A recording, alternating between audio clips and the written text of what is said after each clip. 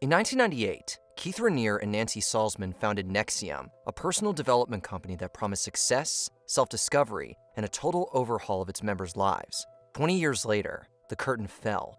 NXIVM's criminal enterprise split open, and at the center of it, Allison Mack, the actress who became the face of the scandal. I had to acknowledge what I had chosen and that I had hurt people. Welcome to MsMojo, and today we're looking at the most jaw-dropping confessions and discoveries revealed in CBC's Allison After NXIVM podcast. I purposely kept myself from hearing things that would have been uncomfortable for me. Number 10, her account of the first DOS branding.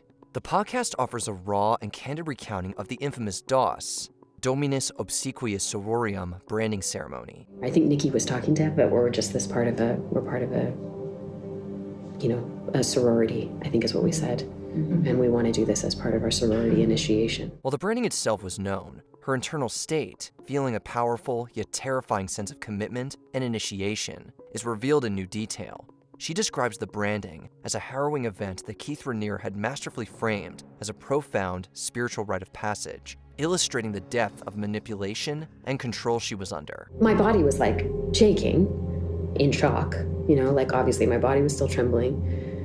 But I was so good at cutting that off and just focusing on what I was doing. And I'm just not gonna feel this right now. I'm just gonna dissociate completely and be somewhere different. This insight updates the previous narrative, moving beyond the physical act to Mack's psychological participation. Number 9, her immediate post-prison mindset. The series is unique as it includes exclusive access to Allison Mack after her release from prison. It wasn't like I felt processed and clear and then pled guilty. It was like, I'm gonna plead guilty because I know that I'm guilty. A key revelation is her expressed difficulty in deprogramming and reconciling her former beliefs with reality. She details the shock of re-entering a world where her life's work and spiritual framework were universally condemned as a criminal cult. This contrasts sharply with the victim or villain dichotomy often presented in the media, showing a complicated, ongoing internal struggle for accountability. And then I'm gonna know that the next decade or two of my life is gonna be the process of unraveling what I did and truly understanding that so that I can heal and move forward in a positive way. Number 8, Raniere's personal spiritual pressure. Mack reveals new specifics about Keith Raniere's personal psychological tactics that went beyond NXIVM's general curriculum. Keith and Nancy told me that I was a narcissist, that I had narcissist personality disorder.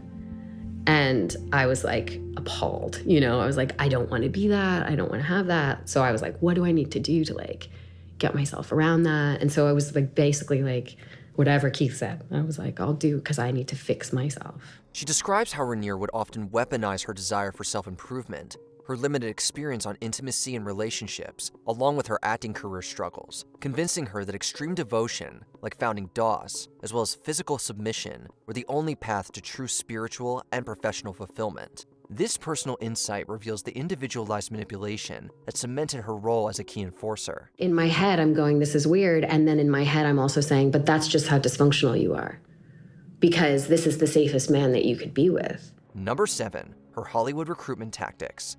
While her recruitment of others was known, the podcast explores the precise psychological playbook Mack used to lure high-profile women, particularly those in the entertainment industry. Because I was so out in the world, and it was to spread the message and to be in the world and bring new people in. The revelation is in the details. She exploited the pervasive insecurities of actresses regarding age, relevance, and spirituality in Hollywood, presenting DOS not as a servitude group, but as an elite, secret society of powerful women who had found a hidden path to self-mastery. This was how Keith used her ability as an actor to promote NXIVM. Number 6, the unknown extent of financial leverage.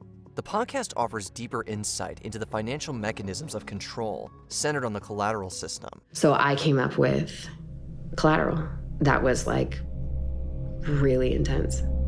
It's to do with her family. Allison doesn't want to disclose what exactly. Mack and other insiders share how Raniere used damaging materials like nude photos and personal confessions, along with ties to NXIVM's financial operations, to foster profound dependence. This made it nearly impossible for members, including upper-level figures like Mack, to leave without risking exposure or ruin, reinforcing the layered coercion beyond what was detailed in trials. These images would become trophies for Keith. a perverse collection of photographs he kept on hand. Number 5, the surprising role of her mother. A previously underreported aspect is the role of Mack's mother, who accompanied her daughter to a couple of NXIVM programs, played during the critical time of Mack's arrest and initial de-radicalization. So I wrote a letter to her to that effect about how much we love her and how much we support her. The podcast details her desperate attempts to reconnect and present a view of reality Mack had been isolated from for years. This revelation provides an update on Mack's support system and highlights the quiet, personal battles fought by families trying to reclaim their loved ones from the cult's grasp. I thought, my poor girl, my poor beautiful girl, she doesn't know what's going on. I mean, he messed with her brain. He messed with her mind in a way that it hurts me so. Number 4, her conflicting narrative on accountability. Exclusive audio and interviews reveal Mack's struggle to truly grasp her own culpability, even while in prison. That part of my personality came out with my slaves. And that is a part of myself that I have to contend with, you know? And that's where I went to prison for that. The shocking revelation is her oscillating viewpoint, sometimes accepting her role as a villain, sometimes defaulting to a narrative of being an equally manipulated victim. This nuance updates the public record, which often painted her with a definitive brush, showing the complex, protracted nature of cult recovery and accepting criminal guilt. How naive for me to be surprised at that, given the nature of how the disgusting text messages that he would send to me and the ways that he wanted all of us to take pictures of our bodies, close-up pictures of our bodies to send to him. Like, what did I think he was doing? Number 3, the depth of her isolation.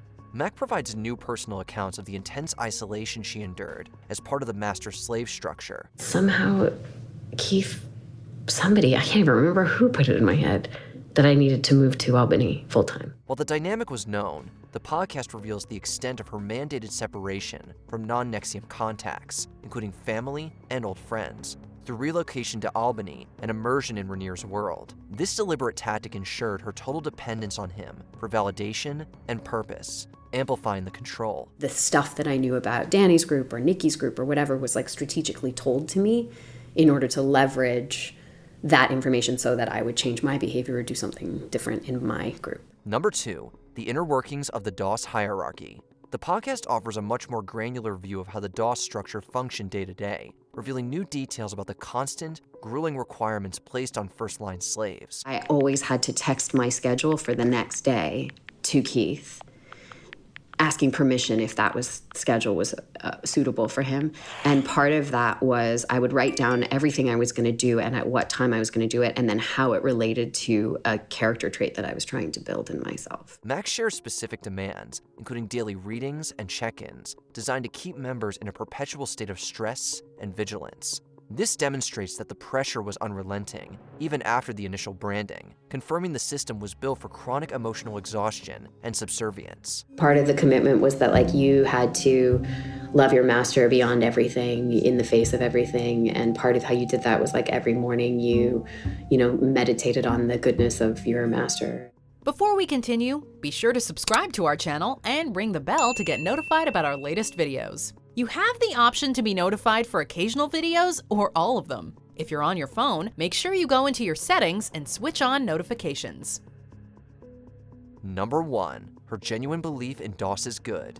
Perhaps the most shocking revelation is Mack's open discussion of how, for a long time, she genuinely believed DOS was a positive, feminist-inspired movement for empowering women, despite the evidence. I was just like, it's fine, they're gonna understand, that we're not doing anything wrong, and it's like completely disconnected from reality in my delusional belief that everything is fine. She details her sincere belief in Raniere's warped philosophy of ethical servitude and how she viewed the collateral and branding as necessary evils for profound self-growth. This admission fundamentally updates the public understanding of her motivations, painting her as a fully indoctrinated true believer rather than simply a cynical enforcer. I had a justification for every single thing, and my attorneys were like, how do we get through to her? How do we defend her? What was the most shocking revelation you heard from the podcast? Let us know in the comments.